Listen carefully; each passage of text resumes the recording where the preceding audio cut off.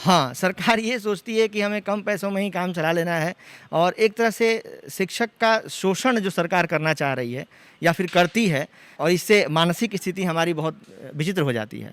अभी जो जदयू की सरकार है, उसके द्वारा शिक्षक के मनोबल को तोड़ा गया है। उनके स्तर के, खासकर वेतन संबंधी हो, कोई भी शिक्षक अगर काम करता है तो समाज में उसकी एक अच्छी एक स्थिति है। आज के 20 साल 25 साल पहले मेरे पिताजी भी शिक्षक हैं, मेरे दादाजी भी शिक्षक रह चुके हैं। वो तो रिटायर्ड हो चुके और अब है ही नहीं, लेकिन उनकी जो गरिमा थी वो गरिमा धीरे धीरे धूमिल होती जा रही है इस सरकार के इस रवैये के कारण। हम एक आस लगा सकते हैं कि शायद अगर गवर्नमेंट चेंज हो तो हमें काफ़ी फ़ायदा मिले, लेकिन इस बार तो मुझे लगता है कि गवर्नमेंट चेंज करने में ही भलाई है, क्योंकि 15 साल बहुत ज़्यादा दिन होते हैं। फुलवारी शरीफ विधानसभा, यहाँ के विधायक थे श्याम रजक। ये जो जगह है वो है अंबेडकर नगर, अंबेडकर कॉलोनी कहते हैं, उसी के अंदर में एक स्कूल बना हुआ है। तो हमारे साथ जो हैं स्कूल के ही शिक्षक हैं। कौन सा विषय पढ़ाते हैं सर आप? मैं यहाँ राजनीति विज्ञान पढ़ाता हूँ। अच्छा, पॉलिटिकल साइंस पढ़ाते हैं। तो यहाँ सर अभी तो हम लोग देखें कैसा क्लासरूम है, ये स्वच्छ भारत देखिए दिख रहा है, पूरा गंदगी है, क्या समस्याएं होती हैं? समस्याएं यहाँ है कि यहाँ अक्सर बरसात के दिनों से लेकर अगले 2-3 महीने तक जो है जल जमाव की समस्या स्थायी रूप से बनी रहती है।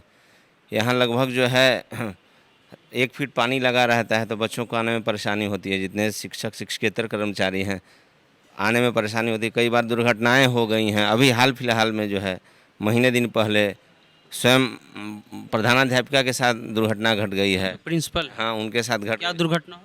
वो जल जमाव के चलते मोटरसाइकिल से आ रही थी, उनको बिठा के एक शिक्षक ला रहे थे, दोनों आदमी यहाँ गिर गए। एक शिक्षक के पैर में चोट आ गया। जो मैडम थी प्रिंसिपल साहिबा वही गिर गई? वो गिर गई, उनको साथ जो शिक्षक ला रहे थे, इतिहास के शिक्षक थे, वो गिर गए। उनके घुटने में बहुत चोट आई, महीनों दिन तक चलने में असमर्थ रहे। वो चल नहीं पाते थे, खड़ा वो लाठी के सहारे आते थे। या कई बार और हमारे शिक्षक बंधु हैं। कितने बच्चे यहाँ पे टोटल, मतलब कुल कितने छात्र छात्राएं यहाँ पे पढ़ते हैं? यहाँ तकरीबन 250 से 300 बच्चे यहाँ पढ़ते हैं। तो क्या इस स्कूल में जो है 250 से 300 बच्चों के बैठने की व्यवस्था है? चूँकि ये पर्याप्त बिल्डिंग है? बिल्डिंग में कमरों की संख्या तो उस लिहाज से कम है। कमरे और अधिक होने चाहिए। बच्चों को बैठने में अक्सर कई बार समस्या आती है, हमें आप खुल के बताएं। समस्याएं आती है एक कई बार +2 सेक्शन में जब आर्ट्स और साइंस के बच्चे आते हैं तो उनको अलग अलग बिठा के पढ़ाना थोड़ा सा मुश्किल हो जाता है। सर, आर्ट्स के जो विषय होते हैं उसमें बहुत सारे सब्जेक्ट आते हैं, लगभग 8 9 10 सब्जेक्ट आते हैं। क्या इस स्कूल में सभी विषय के सभी शिक्षक हैं उपलब्ध? नहीं, इस विद्यालय में आर्ट्स विषय के कुछ शिक्षक नहीं हैं, जैसे मनोविज्ञान के नहीं हैं, समाजशास्त्र के नहीं हैं, भूगोल नहीं है, सोशियोलॉजी के नहीं है, ज्योग्राफी के नहीं है।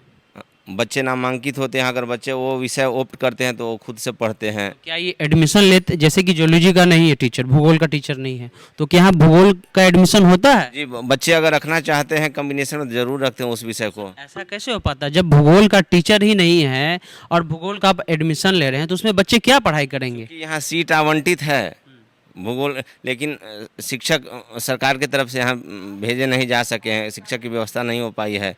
लेकिन चूंकि बच्चे अगर पढ़ना चाहते हैं तो उनको क्यों उनके मनपसंद विषय से हम लोग मरहूम रखें, नहीं पढ़ने दें। इस लिहाज से हम लोग उस विषय में नामांकित करते हैं और वो स्वयं से या और शिक्षक की मदद से पढ़ाई। अगर ये कहा जाए कि भूगोल में भले पढ़ाई हो चाहे उनको एक डिग्री मिल जाती है, मोटा मोटी बात यही निकल रहा है कि शिक्षक है नहीं लेकिन भूगोल का पढ़ाई हो रहा है, एडमिशन हो रहा है। बच्चे स्वयं से अपनी पढ़ाई कर पाते हैं या थोड़ी बहुत जो अगर हम लोगों से बन पड़ती है तो हम लोग करते हैं। बाकी वो टीचर के रूप में आपको क्या समस्या होती है यहाँ पे? समस्याएं होती है कि हमें मेहनत अधिक करना पड़ता है। जिस तबके के बच्चे अधिक रहते हैं यहाँ उनका जो है बैकग्राउंड या पृष्ठभूमि, ज्ञान की पृष्ठभूमि ऐसी रहती है कि बहुत अधिक उन पे मेहनत करना पड़ता है, उन पे बहुत ज़्यादा ध्यान देना पड़ता है। बातों को समझ नहीं पाते क्योंकि इंटर की पढ़ाई का स्तर अच्छा खासा होता है और समझ नहीं पाते हैं, इसलिए जो है हमें अधिक मेहनत करना पड़ता है। शौचालय की क्या व्यवस्था है सर? शौचालय यहाँ विद्यालय में लड़कियों के लिए और महिला शिक्षिका के लिए क्या अलग से शौचालय है यहाँ पे? शौचालय यहाँ 3 शौचालय हैं, जिसमें एक बच्चे हैं जाते हैं, बच्चियाँ स्टाफ वाला शौचालय का इस्तेमाल करती हैं। कितने अगर शिक्षक को मिला दिया जाए और छात्र छात्राएं को मिला दिया जाए तो कुल जनसंख्या क्या होगी यहाँ की? यहाँ लगभग जो है वही 300 के आसपास जरूर। 300 में 3 शौचालय, यानी एक शौचालय में 100 लोग। जी 3 शौचालय है और 2-3 टेम्प्रोरी बने हैं, तो अभी काम नहीं कर रहे हैं। टेम्प्रोरी वही ना जो पानी में पूरा भरा हुआ है, जी उसका तो कोई यूज है नहीं। अभी तो इस्तेमाल में नहीं आ रहा है। हमारे साथ एक और टीचर हैं, उनसे भी बात करेंगे। कौन से विषय पढ़ाते हैं सर? जी मैं फिजिक्स पढ़ाता हूँ। फिजिक्स। जी हाँ, मैं यहाँ गेस्ट टीचर हूँ, अतिथि शिक्षक हूँ और मैं यहाँ फिजिक्स पढ़ाता हूँ। तो आप यहाँ परमानेंट नहीं हैं? नहीं, परमानेंट एम्प्लॉय में नहीं। क्या दिक्कत होती है सर एक गेस्ट टीचर के रूप में और एक परमानेंट टीचर के रूप में? ऐसी कौन सी फैसिलिटी है जो नहीं मिल पाती है, या आप लोग को एक पीड़ा होती है कि भाई हम गेस्ट टीचर हैं? हाँ, बेसिकली ये तो बहुत अच्छा क्वेश्चन पूछा आपने कि गेस्ट टीचर किस हिसाब से सरकार के द्वारा बनाया गया है, ये समझ में नहीं आता है। आखिर गेस्ट टीचर को कार्य दिवस के हिसाब से पेमेंट दिया जाना है और सरकार देती भी है, लेकिन इस लॉकडाउन में जब सरकार के द्वारा निर्देशित था कि हमारे गेस्ट टीचर को पूरा का पूरा महीने का पेमेंट, इवन गर्मी की छुट्टी कैंसिल कर दी गई थी क्योंकि बहुत जगह क्वारंटाइन सेंटर बनाए गए थे स्कूल, और उसके बावजूद भी हमारे खासकर पटना के द्वारा, पटना डीओ ऑफिस के द्वारा हमें चूँकि निदेशक माध्यमिक शिक्षा की तरफ से ये निर्देश था कि आपको वेतन काटना नहीं है, वेतन पूरा का पूरा देना है, लेकिन हमें उस लॉकडाउन अवधि का मतलब उसका वेतन नहीं दिया गया। ये समस्या हुई शिक्षक मैंने अतिथि, अगर यही हम परमानेंट होते तो हमें इस वेतन की समस्या नहीं होती। दूसरी बात है कि वेतन अक्सर विलम्ब से आना, मतलब फरवरी माह से लेके अभी तक का हम लोग का वेतन लंबित था, जो कि काफ़ी विलम्ब के बाद आया, और वो भी आया तो वो भी कम आया, ये हो गई। अच्छा, यहाँ पर हमें सभी शिक्षक बहुत अच्छे से रह लेते हैं और अच्छे से एक दूसरे को कोऑपरेट करके सारे कामें करते हैं, लेकिन फिर भी यहाँ कमरों की समस्या है। एज ए फिजिक्स टीचर मैं हूँ, तो चूँकि साइंस में क्या होता है कि आप आर्ट्स के तो अलग सेक्शन है, साइंस का हमारे यहाँ सेक्शन है। साइंस में भी आपको बायो के और मैथमेटिक्स के अलग बच्चे होते हैं। अगर एक ही पीरियड हो बायो और मैथ के बच्चों को पढ़ाना हो तो उस टाइम में हमारे पास कमरों की बहुत ज़्यादा यहाँ पर किल्लत है, हम मुश्किल हो कभी जाए। ऐसा समय आया कि 2 विषय के जो छात्र हैं उसको एक ही जो है क्लास में बैठाकर पढ़ा दिया गया हो?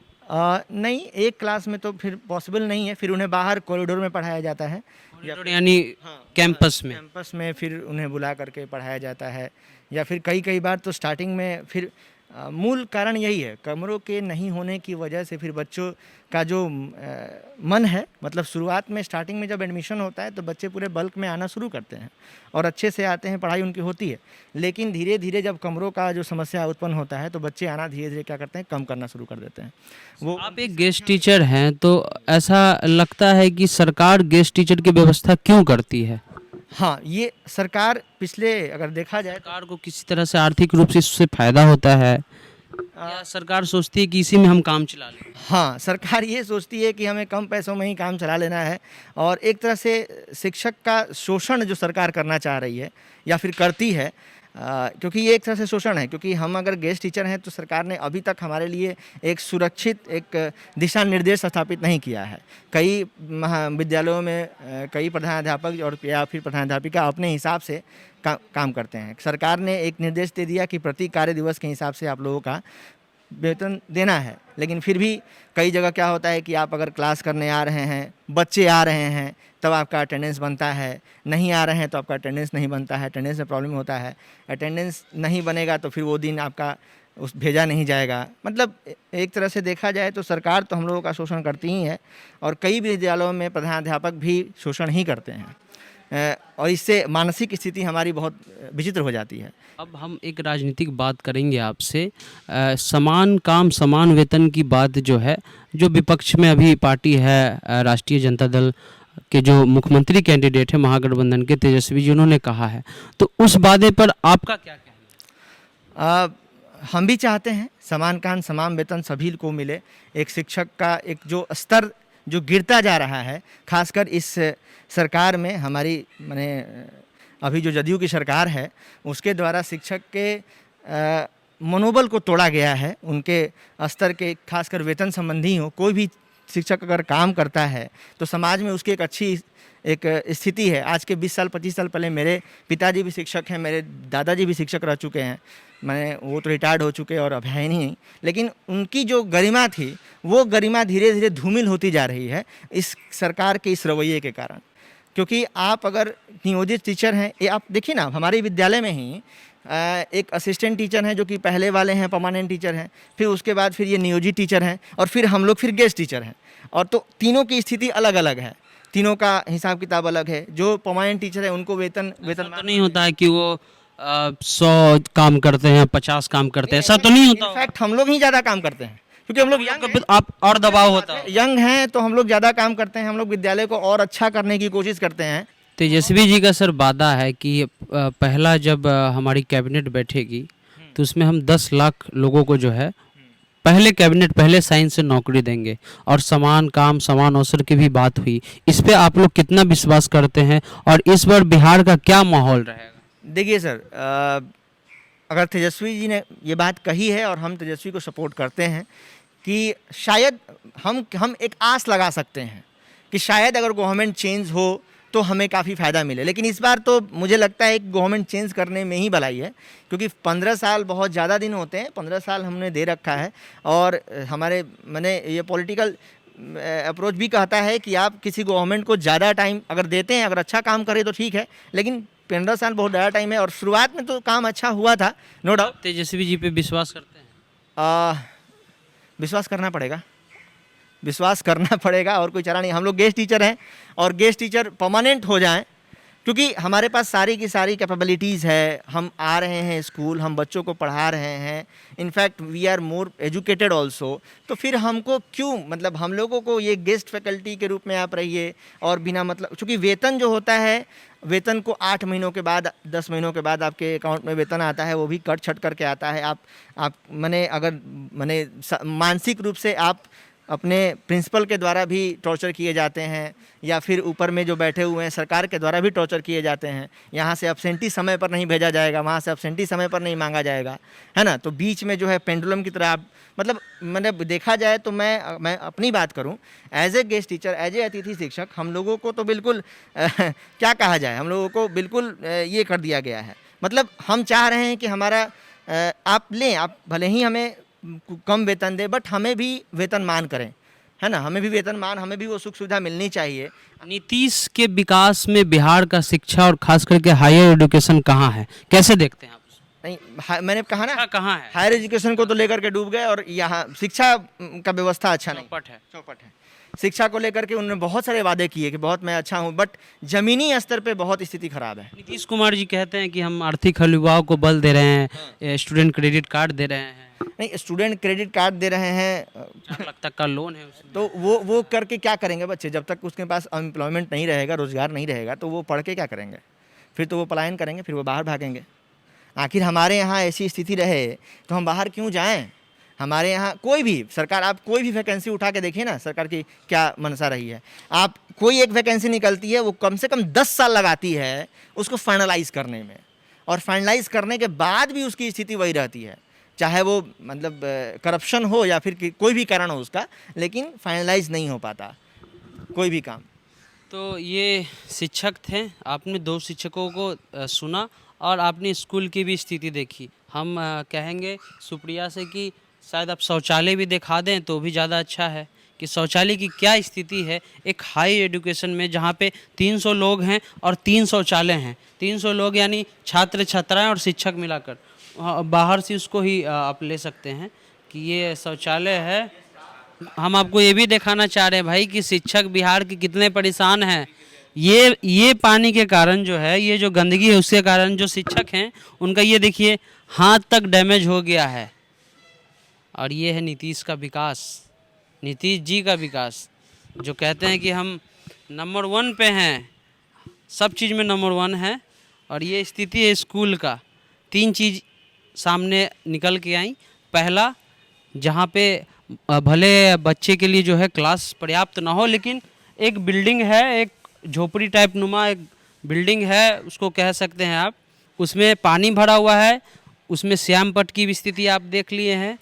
प्लस जो गेस्ट टीचर हैं उनके ऊपर इतना दबाव होता है, मानसिक दबाव तो होता है, ये साथ में काम का भी दबाव होता है, और साथ में उनको जो है जो सम्मान टीचर को मिलता है और वो जो सब टीचरों को मिलता है वो उनको नहीं मिल पाता है। तीसरा चीज़ ये कि ना साइकोलॉजी, ना सोशियोलॉजी यानी कि ना समाजशास्त्र, ना मनोविज्ञान और ना ज्योग्राफी यानी भूगोल के टीचर नहीं हैं, लेकिन एडमिशन होते हैं, बच्चे आते हैं, बच्चे पढ़ते हैं और बच्चे रूबी राय बनते हैं। तो ये है बिहार का विकास और ये है नीतीश कुमार। तो बिहार में बहार है और नीतीश कुमार है। ये था अम्बेडकर नगर फुलवाड़ी शरीफ विधानसभा। 15-20 साल श्याम रजक रहे और 15 साल नीतीश बाबू भी रहे। तो ये था। अगर आपको ये वीडियो हमारा पसंद आए तो हमारे YouTube चैनल को सब्सक्राइब करिए, लाइक करिए, साथ में हमारे जो फेसबुक पेज है उसको लाइक कीजिए। चलते हैं।